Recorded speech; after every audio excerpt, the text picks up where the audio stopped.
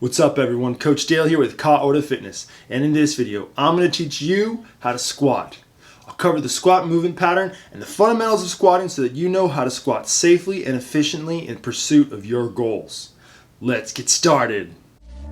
Back from the dead.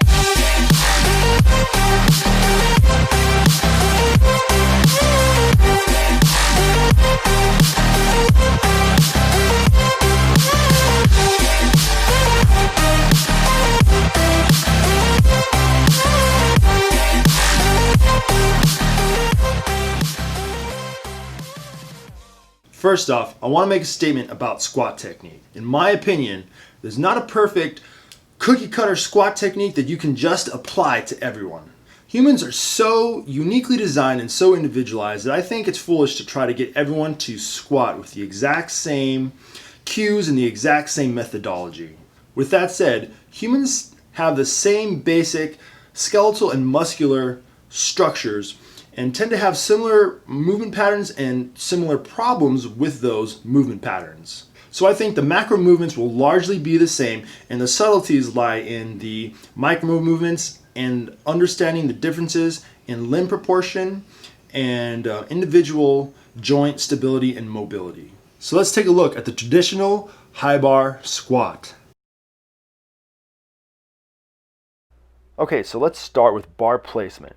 So when you get under the bar and you grab onto it, you naturally kind of pull your shoulders back. And when you pull your shoulders back like that, you actually are contracting your upper back and upper shoulders. This is your trapezius muscle. And when you contract that, you actually cause those muscles to bulge a little bit. And like you can see, that's the two bulges that bar is sitting on right there.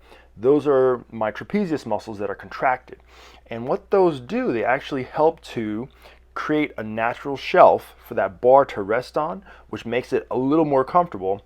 And it also gives you padding that puts the bar away from your spine, the bony projections of your vertebra.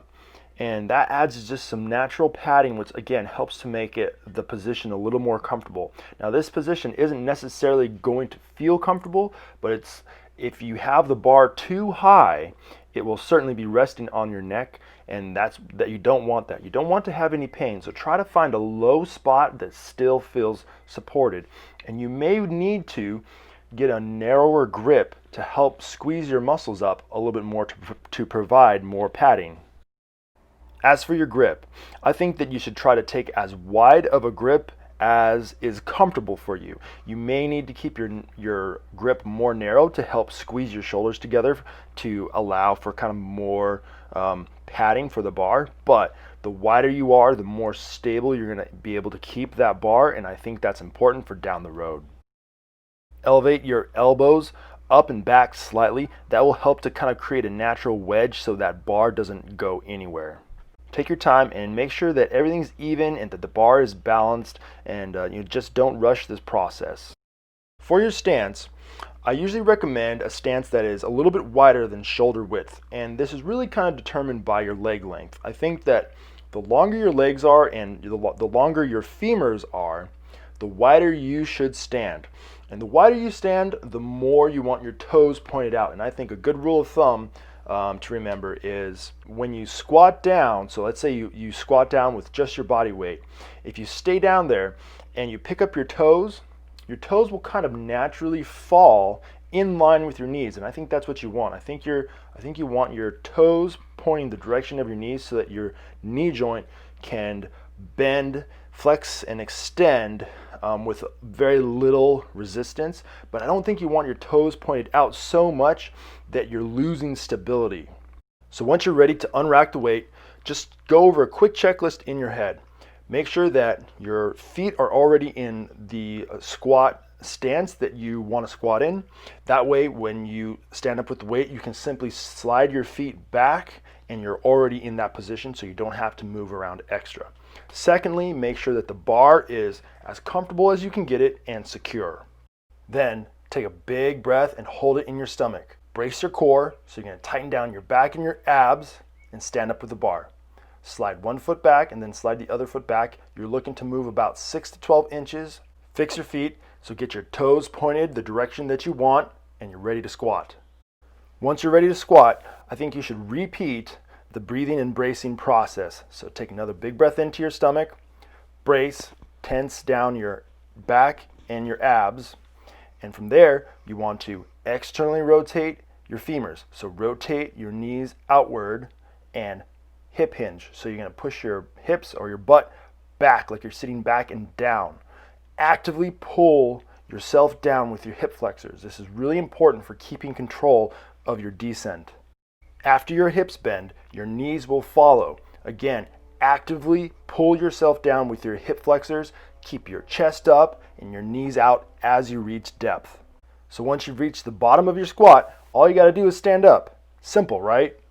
Here are some coaching cues for you to consider when you're standing up from the bottom, or as it's called, the hole. Drive with your hips up and back. Think about spreading the floor apart with your feet. Keep your chest up, keep your knees out, and keep your head and neck neutral. Don't overextend your neck. Stand up to where you achieve triple joint lockout and you're stable again. So let's talk about squat depth here for a moment. I think that you should try to squat to a depth that you can comfortably achieve and then slowly increase the depth by working on your hip and ankle mobility as needed. I think a good first goal to try to reach is to try to get to a 90-degree angle at your knees. I think that's a really good place to start. A slightly more long-term advanced goal would be to reach a parallel femur or thigh position where the crease of your hip is below the top of your knee joint. Honestly, I don't see a need to squat any deeper unless you have specific goals that require you to squat deeper, such as Olympic weightlifting. I think that squatting past parallel just puts your body in too much of a risk for a posterior pelvic tilt, which puts you at risk for rounding your back and puts an incredible amount of stress on your knee joint. And practically, I just don't think you'll ever need to generate force from that deep of a position. So let's talk about troubleshooting bad techniques. What are things that you should avoid? So the first one I want to talk about is inward knee collapse. This is primarily going to happen at the bottom of a squat under a heavy load. Your knees are going to try to come in under a really heavy load, and this is due to a couple reasons. One is a lack of awareness to keep your knees out so that your hips stay engaged.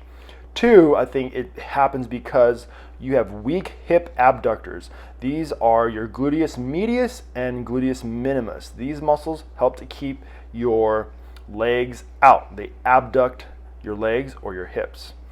These are movements I will train in my warm-up. So I do things like banded lateral walks, banded squats, dirty dogs, and single leg movements to train and get those hip abductors strong. The next problem I want to talk about is driving the knees forward and over the toes. This is a problem that plagues a lot of people that are new to squatting, and it's primarily due to a lack of awareness. People just don't know that they're doing this incorrectly. Most people have what's called a quad dominant movement pattern, where they start a squat by bending at their knees and they put a lot of pressure and stress on their knees, and they just don't know this. But this is fairly easy to correct. You correct with simple coaching cues. Bend at your hips first. Start by pushing your butt back. And with those simple coaching cues, you can usually correct this faulty movement pattern. Another underlying problem could be that quad dominant movement patterns tend to create weak and unstable spinal muscles and also tight hips. People lack hip mobility because people tend to sit a lot, and those muscles will shorten and get tight. And so I would correct a lot of this with just body weight hip hinge movements and making sure that I strengthen the spine and making sure I increase my hip mobility. So to give you an example of this, I was recently coaching my buddy Matt and helping him learn how to squat. Matt hasn't had a whole lot of training and he's pretty new to squatting. So you can see the first squat he does with an empty bar, he drives his knees forward. And I was coaching him and telling him that, start that movement with your hips, lead with your hips back.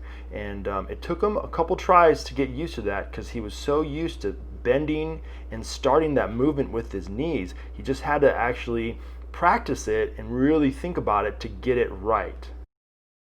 Next, I want to address excessive back arch. To give you an example of this, I'm going to go back to my buddy Matt, and you can see as he's descending in his squats, his back excessively arches and he actually gets movement during the squat. So his upper and lower back are actually kind of moving almost independently. He's trying to keep his chest really tall, but his lower back is hinging right in the middle. You can actually see his shirt kind of wrinkling as he's going down, and that indicates excessive movement in the spine, and you definitely do not want that. I see this happen due to a variety of reasons, but I think it's primarily due to the inability to effectively brace and keep your spine stiff and straight and stable. Usually this is due to weak core muscles, so weak abdominal muscles and weak back extensor muscles. You just don't have the training and the awareness to get those muscles to fire effectively and to effectively brace. Another reason I see this happening is due to poor hip mobility. The hips are very mobile, and so if you don't have good hip mobility, your body actually tries to steal the movement that it's not getting from the hips from the spine, and the spine is a stable joint. You don't want that. So that is another reason I see that people get excessive arch in their back. And finally, we have rounding the back. This one is pretty black and white. This is an issue that is based primarily around weakness. Yeah, you could have poor spinal awareness, but this is likely due to the inability to effectively brace due to weak back muscles. So weak back extensors and weak spinal support muscles. This is fairly simple to fix. You can train this. So back extensions, deadlift variations are great for training your back. There's lots of different things that you can do. Just identify what your weaknesses are and start to strengthen those. Okay everyone, that's it for today. I invite you to check out my channel where you can find videos similar to this one. I hope you enjoyed the video and found it helpful. And if you did, hit that like button and consider subscribing to the channel. And even though this video was all about the squat, don't subscribe to Diddly Squat. And one more thing. I recently read a really good book, and one thing that I read really hit me. I thought it was really relevant, and I just decided to share it. And it said that, I'm paraphrasing here, it said, treat others like you would want to be treated. And I think that if we all did that all the time, we'd be okay. Just food for thought. Keep working hard, stay healthy, and take care of yourself so that you can take care of others. Thanks for watching Kia Kaha.